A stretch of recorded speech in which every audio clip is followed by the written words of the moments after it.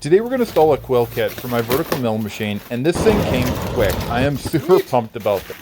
I can't help myself when I order stuff. It's like Christmas, but better. I mean, I know what I've ordered, and I know what I'm getting. And today I ordered a Digital Quil kit from KBC Tools, and this is their line and brand of tools.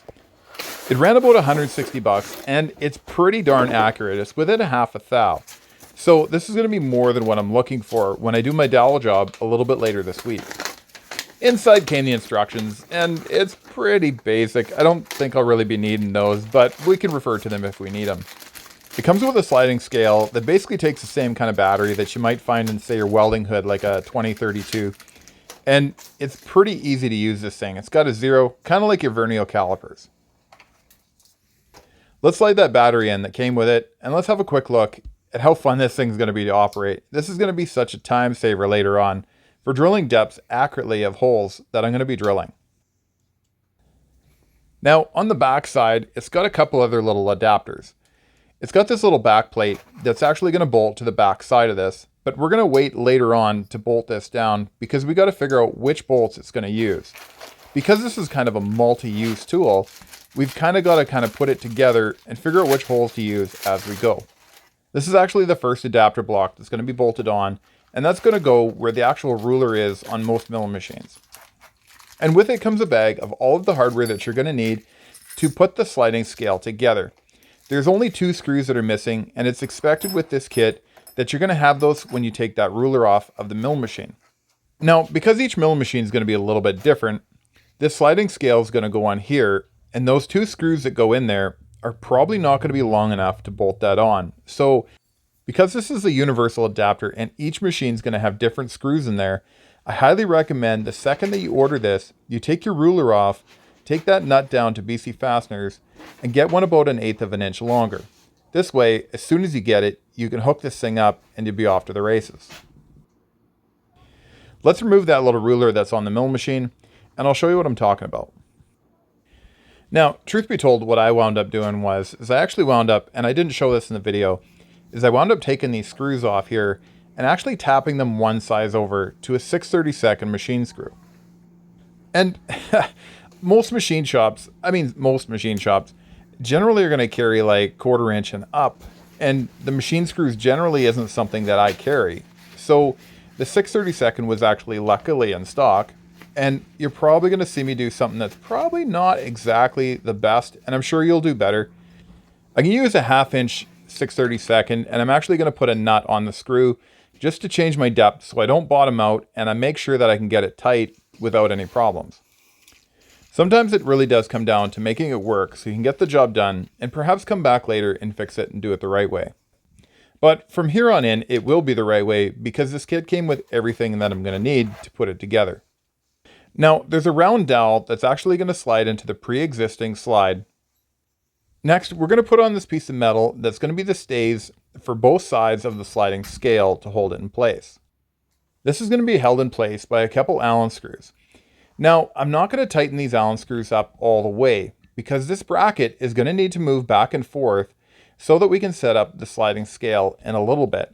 If you were to tighten it down, you'd wind up bending it, and it wouldn't be kind of the happy place that you're looking for. So we'll leave this a little bit loose, and we'll get back to that here in a sec, and I'll explain why. Next comes this little 1/2 inch nubby that has a little cam system on it. Now, the purpose of this little nubby is actually going to be moving the sliding scale up and down. The plate you see in my left hand is actually going to bolt to that as well. Now, I could probably bolt this together on the bench, but I decided to bolt it together actually in the mill machine because, keep in mind, I didn't read the instructions and I'm kind of putting this together as I kind of see the pieces. I mean, it's really self-explanatory how this goes together. Now we're going to fire these 2 Allen bolts in here and tighten them right up. Keep in mind, now that we're going to have these 2 bolts bolted on here, we're actually going to take those 2 parts off here in a second. But take note of those 9 holes that are on that plate there. This is going to be important because we're going to have to select which of those holes we're going to use to bolt that sliding scale on. This is why I'm putting everything together loose so that we can figure that out. Because keep in mind, this is a universal adapter and some milling machines will be a little bit different. I'm actually kind of stoked about this. I've wanted one of these for quite a while, but have never been able to justify it until the next job's coming down the pipe. Once I put this on here, it's pretty clear that I'm going to use the 4 holes on the far left and leave the other 2 holes vacant on the right. Now, I'm just going to take that little cam thing off from the hole there, and we're going to put this on the bench, and we're going to bolt this all together. Now, I'm going to find the 4 appropriate screws that are on the bench. Now, in case you're wondering why I'm not calling them bolts, remember, for those new beginner people out there, a bolt can be a screw. It's just a matter of whether it has a nut on the end of it. Well, there's your trivia for the day, whether you wanted it or not. And we're going to fire those screws in there, and then we're going to fire this back in the milling machine. Keep in mind, I'm going to leave that little hole that's going in there on the cam system. I'm going to leave that slightly loose, like just enough that when it travels up and down, it's going to gently push it into vertical straight up and down. Think of it this way. No matter how much I try by eye or with tools, I probably won't have that perfectly straight. However, if I leave it just slightly loose and then I make it travel up and down on its own slightly, it'll actually find its own vertical home. Now, I'm just going to double check to make sure that these are just the right tension and they're not too tight or too loose, so that as I bolt it to the bottom tight and then I move it to the top, it's going to find its own home. Speaking of bolting it down, these are the little clips that are going to hold that sliding scale on. These are going to be bolted on tight. Now, it's going to find its own home, and it'll have a little bit of room and wiggle to wiggle back and forth, even though they're tight. And it's such a minuscule amount, it's not going to affect anything later on, and it'll still be within the half a thou that you're going to need. I think the biggest challenge that I had with this whole project was losing bits and bytes. For example, this little tiny screw that I'm installing in here, it's about to kind of take a trip off to Narnia, and then I'm going to spend the next 15 minutes looking for an absolute tiny screw in the little minuscule amount of chips that I have sitting in the back tray. Ha! I'm sure plenty of you can relate to this.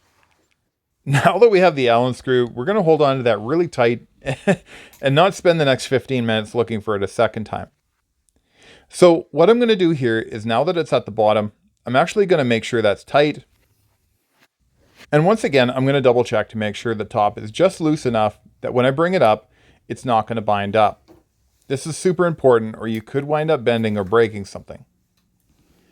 And now that it has room to slide, I'm going to bring it all the way up, and it's going to kind of self-adjust a little bit. And then I'm going to be parallel with the machine, or should I say perpendicular.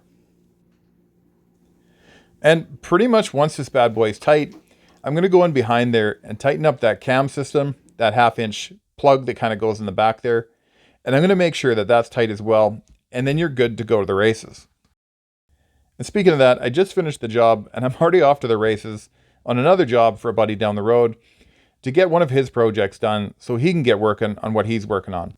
And thanks a lot to KBC Tools for sending this out to me. I really appreciate it.